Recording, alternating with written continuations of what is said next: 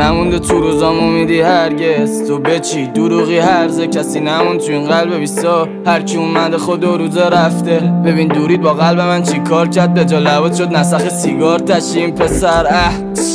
هنو خاطراتت داره میگادم، استرسمدن توی وجودم پخش شده. این لرزش دستام از نبودنت، قلبم سرد شده. میگیرم کام از سیگار من بکنه آروم ترمه، به جا لباس رویا هر شب کابوس تنمه. منم یه لوزر، منم یه بازنده توی قمار عشق قلبو دادم بهش. منم یه پرنده عشق پرواز تو بلند شدم زدی تو پرم. بیت با کی میجنگی مگه من دشمنتم؟ من که بعد تو نخواستم دختر من، ولی بعضی وقتا آدم خود دلش میگیره. بهم میگفت مردم الان به اون چی میگه؟ دیگه خستم این دنیا این پس رفت از پروازی که تش سقوط مرگه حتما، مرگه حتما. تو رفتی پسرت شد آخه فاکتاب، من کسکشم اگه دیگه عاشق شم. چقدر داد زدم نرو خب وایسا، همین پسر بد بویت پاد واسا. دیگهش تو مرده خب فاک لاف، فاک لاف.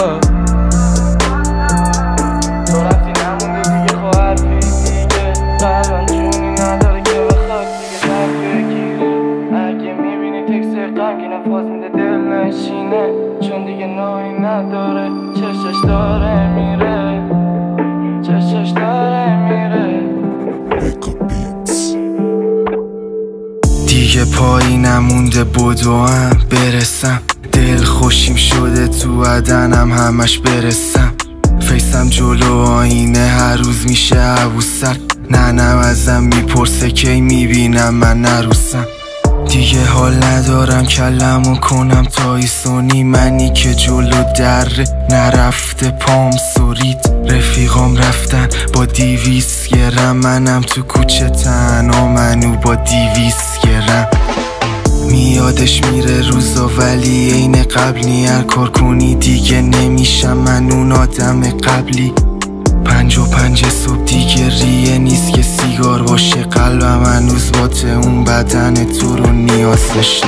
رفیقم کردش منو تو مستی خفه، من که پر حرف بودم روزگارم کردش منو خفه.